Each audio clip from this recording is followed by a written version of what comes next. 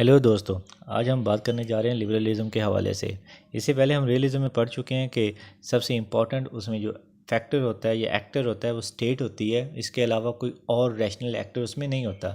लेकिन लिबरलिज्म जो है इसके अंदर स्टेट के अलावा नॉन स्टेट एक्टर्स भी शामिल होते हैं, जैसे कि एनजीओज़ होती हैं या इंटरनेशनल इंस्टीट्यूशन शामिल होते हैं, तो इसमें उनकी इम्पोर्टेंस भी होती है। और इसके अलावा ये ह्यूमन नेचर के हवाले से लिबरलिज्म ये बात करता है कि ह्यूमन नेचर बेसिकली बहुत अच्छी है। इंसान पॉजिटिव थिंकिंग रखता है, रैशनल थिंकिंग रखता है, वो इम्प्रूव करता है, अखलाकियात भी बेहतर कर लेता है, अपनी माली हालत भी बेहतर कर लेता है, और जिससे वो अपनी सोसाइटी को एक प्रोग्रेस के रास्ते पे डाल सकता है। ये उसके बरक्स है जो कि रियलिज्म कहता है कि इंसान एक सेल्फिश है, इगोइस्टिक है, एक कन्फ्लिक्चुअल पर्सनैलिटी रखता है जो कि उसकी सोसाइटी पे असरअंदाज होती है, जिससे जंगें होती हैं। लिबरलिज्म कहता है कि इंसान की वजह से जंगें नहीं होती, ये उसकी सोसाइटी या उसके इन्वायरमेंट की वजह से होती हैं, जो उसके आसपास एक ख़ास किस्म का इन्वायरमेंट क्रिएट हो चुका होता है जो उसको मजबूर करता है इस तरह की चीज़ें करने के लिए। तो बेसिकली इंसान में प्रॉब्लम नहीं है, उस सोसाइटी के अंदर कुछ इन्वायरमेंट में ये ऐसे इंस्टीट्यूशन होते हैं जो कि गलत चीज़ों की तरफ लेके जाते हैं। और लिबरलिज्म बात करता है कि आप कॉम्प्लेक्स इंटरडिपेंडेंस से जंग के ख़तरे को कम कर सकते हैं। अगर आप इकनॉमिक टाइज़ अपने तल्लुकात बढ़ा लें अपने ममालिक के साथ, स्टेट्स के साथ, तो आपके एक दूसरे के साथ तल्लुकात बढ़ जाएंगे, आपके एक दूसरे पर इन्हिसार बढ़ जाएगा, आप एक दूसरे पर डिपेंडेंट हो जाएंगे, और आप जंग का जो ख़र्चा होगा या महंगाई होगी वो बढ़ जाएगी, वो बहुत ज़्यादा एक्सपेंसिव पड़ेगी। तो आप अपने अपने फ़ायदे को देखेंगे, जो फ़ायदा होगा आपका पैसे में, तिजारत में, इकनॉमिक टर्म्स में होगा। और यही कम्प्लेक्स इंटरडिपेंडेंस है जिसकी लिबरलिज्म बात करता है कि आप जंग के ख़तरे को ट्रेड से या इकनॉमिक से कम कर सकते हो। और लिबरलिज्म बात करता है कलेक्टिव सिक्योरिटी की। कलेक्टिव सिक्योरिटी में इंस्टीट्यूशंस आते हैं कि आप इंस्टीट्यूशन ऐसे बनाएं जिसमें सोवरेंटी भी स्टेट्स की बरकरार रहे, और अगर कोई मसला क्रिएट हो जाता है तो मुल्क के अंदर किसी भी जगह पे हो जाता है तो सारे मुल्क उसके ख़िलाफ़ कलेक्टिवली एक्शन लें और अपने प्रॉब्लम को सॉल्व करें, ताकि हम किसी बड़ी बुराई की तरफ या बड़े ख़तरे की तरफ या बड़ी जंग की तरफ जाने से बच जाएँ। और लिबरलिज्म इंस्टीट्यूशंस की बात करता है कि इंस्टीट्यूशंस होने चाहिए। इंस्टीट्यूशन होंगे तो आपकी नेगोशिएशन होगी, बातचीत होगी, जो ट्रस्ट डेफिसिट होता है स्टेट्स के दरमियान वो कम होगा, लीडर्स के दरमियान कम होगा, जिससे वार का ख़तरा कम हो जाएगा। और ज़ीरो सम हम पढ़ चुके हैं रियलिज्म में भी कि ज़ीरो सम उसमें तो ये था ना कि हर स्टेट अपनी फ़ायदा देखती, कहती हमारा फ़ायदा होना चाहिए, दूसरे चाहे पहाड़ में जाए, अपना काम बनता भाड़ में जाए जनता। लेकिन लिबरलिज्म वाले कहते हैं कि इसमें हमारा भी फ़ायदा होना चाहिए, दूसरी स्टेट का भी फ़ायदा होना चाहिए, म्यूचुअल गेन होनी चाहिए। लाइक जैसे सी पैक बन रहा है ना, इसमें चाइना का फ़ायदा भी है, पाकिस्तान का फ़ायदा भी है, दोनों कंट्रीज़ का फ़ायदा है। तो ये लिबरलिज्म इन चीज़ों पे ज़्यादातर फोकस करती है। अब हम अगर इसकी बात करें हिस्ट्री के हवाले से, तो हिस्ट्री के अंदर ये सबसे ज़्यादा शुरू होती है इनलाइटन दौर में। इनलाइटन दौर से मुराद एक 17वीं सेंचुरी वाला जो दौर था ना, उसमें जॉन लॉकी ये कहता है कि आपकी कैपिटलिस्टिक सोसाइटी होनी चाहिए, इकॉनमी होनी चाहिए, और इंडिविजुअल ग्रोथ होनी चाहिए। आपका मेन फोकस ये होना चाहिए कि फ्रीडम मिलनी चाहिए, जो है ना, ये 17वीं सेंचुरी में का है। उसके बाद मोंटेस्क्यू जो है वो कहता है कि इंसान के अंदर प्रॉब्लम नहीं है, डिफेक्ट इंसान के अंदर नहीं है, प्रॉब्लम सोसाइटी के अंदर है। जैसे सोसाइटी में आता है तो सोसाइटी वो प्रॉब्लम क्रिएट करती है, तो सोसाइटी के अंदर जो प्रॉब्लम्स है उसको हम बेहतर एजुकेशन के ज़रिए कैटर कर सकते हैं, उसका हल निकाल सकते हैं। और एमनुएल कांट कहता है कि जो इंटरनेशनली तौर पे अनार्की है ना, उसको हम एक कलेक्टिव एफर्ट से हम उसको एक्शन लेकर रिजॉल्व कर सकते हैं। उसके लिए इंस्टीट्यूशंस होने चाहिए जो कि इसके ख़िलाफ़ एक्शन ले सकें और इससे हमारा छुटकारा हासिल कर सकें, लेकिन सोवरेंटी हर स्टेट के बरकरार रहनी चाहिए। और ये बेसिकली इंटरनेशनल इंस्टीट्यूशन की तरफ बात करता है। और 19वीं सेंचुरी के जो लिबरलिज्म है वो बात करता है डेमोक्रेसी की। वो कहता है कि अरिस्टोक्रेसी नहीं होनी चाहिए, डेमोक्रेसी होनी चाहिए। डेमोक्रेसी होगी तो इंडिविजुअल ग्रो करेंगे और इंडिविजुअल अपने फ्रीडम लेंगे और अपनी मर्ज़ी से फ़ैसले या डिसीजन कर सकते हैं।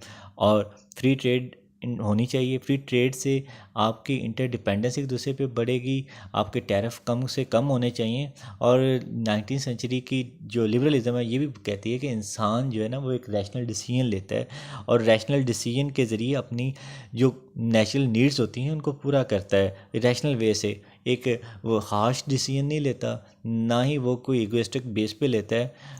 और जो 20वीं सेंचुरी है वो तो बहुत ज़्यादा लिबरल्स के लिए फेमस है, क्योंकि विड्रो विल्सन ने अपनी विल्सेनियन आइडियलिज़म पेश की थी, जिसके ज़रिए जब वर्ल्ड वार 1 ख़त्म हुई थी तो उसके बाद लीग ऑफ नेशन बनाई गई थी, जिसके अंदर ज़्यादातर बात ये हुई थी कि जंग से कैसे रोका जाए, और उसको रोकने के लिए कलेक्टिव सिक्योरिटी की भी बात की गई थी और इंटरनेशनल इंस्टीट्यूशन की बात की गई थी, जिसके अंदर आप नेगोशिएशन कर सको, जिसके अंदर आप दूसरे कंट्री को ला के लिए ला सको, उसको सज़ा भी दे सको, ताकि जंग से आप बचा जाए। अभी हम बात करेंगे टाइप्स ऑफ लिबरलिज्म पे। तो टाइप्स ऑफ लिबरलिज्म 4 तरह की हैं। एक है सोशोलॉजिकल लिबरल्स, दूसरी इंटरडिपेंडेंस लिबरल्स, तीसरी इंस्टीट्यूशनल लिबरल्स और चौथी रिपब्लिकन लिबरल्स। तो सबसे पहले हम बात करते हैं सोशोलॉजिकल लिबरल्स की। तो सोशोलॉजिकल लिबरल जो है वो ये कहते हैं कि आपके जो है ना ट्रांसनेशनल जो नॉन गवर्नमेंट्स हैं, एनजीओज़ वगैरह हैं, उनके टाइज़ होने चाहिए आपकी पब्लिक के साथ, इंडिविजुअल के साथ। जैसे कि कल्चरल एक्सचेंज प्रोग्राम होता है जिसमें एक मुल्क के जो यूथ या जो लोग होते हैं उनका दूसरे लोगों से इंटरेक्शन होता है। टूरिज़्म भी एक इसके अंदर आती है चीज़, या रेड क्रॉस है जिसका इंटरेक्शन आपके ग्रास रूट लेवल तक आपके लोगों से हो रहा होता है।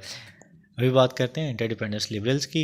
इंटरडिपेंडेंट लिबरल्स इकॉनमी के हवाले से बहुत ज़्यादा जोर देते हैं। वो कहते हैं टैरिफ नहीं होने चाहिए, फ्री ट्रेड होनी चाहिए, डीरेगुलराइजेशन नहीं होना चाहिए, ताकि जो है ना मुख्तलिफ ममालिक की एक दूसरे के ऊपर डिपेंडेंस बढ़ सके और उनके लोगों को मिनिमम से मिनिमम रेट पे अच्छी क्वालिटी की चीज़ मिल सके। और इसके बाद बात करते हैं इंस्टीट्यूशनल लिबरल्स। ये कहते हैं इंस्टीट्यूट होने चाहिए एक ग्लोबल लेवल पे, जिस तरह के नेटो है, यूरोपीय यूनियन है, एससीओ है, ईसीयू है, सार्क है, और बहुत सारी ऑर्गेनाइजेशनल रीजनल किस्म की भी।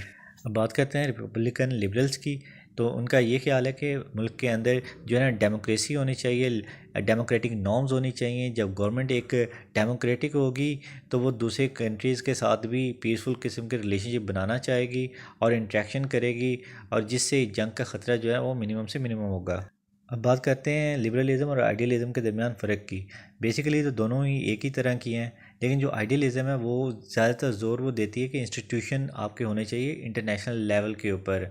बाकी दोनों में कोई फ़र्क नहीं है, दोनों राइट्स और इक्वालिटी की बात करते हैं, तो वो दोनों के अंदर एग्जिस्ट करती है। अब हम लोग बात करते हैं न्यू लिबरलिज़म।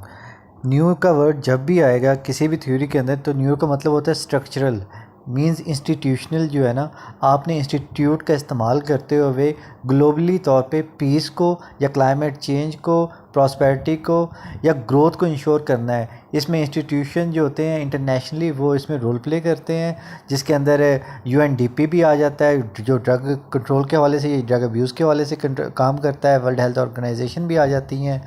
और इसके अलावा न्यू लिबरलिज़म का फोकस है कि आपकी जो इकॉनमी है ना, इकोनॉमिक जो एक्टिविटीज़ हैं वो लिबरलाइज होनी चाहिए, जिसका मतलब ये है कि आपकी इकॉनमी में टैरिफ कम से कम होना चाहिए। आप आइसोलेशन की पॉलिसी इख्तियार नहीं कर सकते, बाहर से कोई भी आएगा आप इजीली उसको वेलकम करेंगे। आप अपनी ऑस्टेरिटी या फिस्कल जो चीज़ें हैं ना उसको कंट्रोल में लाएंगे, जिसका मतलब ये है कि आप अपने करंट अकाउंट डेफिसिट को कम करेंगे, आप अपने बजट डेफिसिट को कम करेंगे, ताकि आप प्रॉपर तरीके से अपनी इकॉनमी को इस्तेमाल कर सकें और ये एक इंटरडिपेंडेंस भी क्रिएट कर सकें। इसके अलावा ये न्यू लिबरलिज़म बहुत ज़्यादा बात करता है कि इंस्टीट्यूशन जो है ना उनका बहुत बड़ा रोल है। अब हम देखते हैं कि ये इंस्टीट्यूशन जो है वो किस तरह से ममालिक को या स्टेट्स को एक जंग करने से रोकते हैं। इस चीज़ को एक्सप्लेन करने के लिए लिबरल जो हैं वो प्रिजनर डायलेमा के टर्म को इस्तेमाल करते हैं। ये बेसिकली थ्योरी जो थी रॉबर्ट कोहेने और रॉबर्ट एक्सलॉर्ड ने पेश की थी। इसमें होता ये है कि अगर दो प्रिजनर है ना एक जेल के अंदर, उन्होंने कोई क्राइम किया हुआ है, आप दोनों को सेपरेटली इंटेरोगेट करते हो, तो दोनों इस प्रेशर में होते हैं कि हो सकता है कि उसका जो अपोजिट साथी है वो कन्फेस कर दे और उसे सज़ा कम हो और मुझे सज़ा ज़्यादा हो, तो दोनों ही इस चक्कर के अंदर ना कन्फेस कर बैठते हैं।